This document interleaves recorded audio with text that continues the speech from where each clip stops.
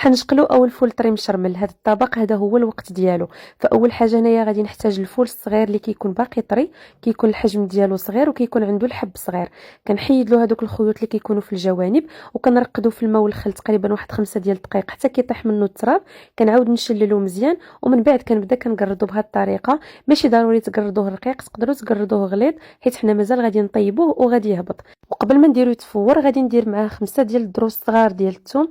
تقدروا تزيدوا الكميه على حسب الكميه اللي عندكم ديال الفول. في 15 دقيقه راه كيكون طاب. بما انه الفول مازال صغير وطري فدغيا دغيا كيوجد معكم.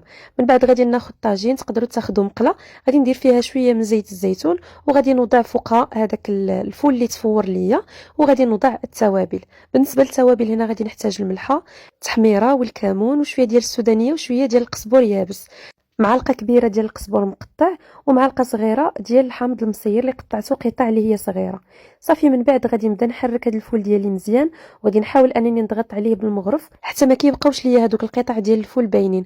واخر حاجه غادي نضيفها اللي هي العصير ديال نص حامضه وغادي نخلط كل شيء. وهكذا كيكون الطبق ديالنا وجد، كيجي رائع وبنين بزاف. كنصحكم تجربوا الفول بهذه الطريقه بما انه الوقت ديالو دابا. وقولوا لي شنو كتسميو هذا الطبق في المنطقه ديالكم.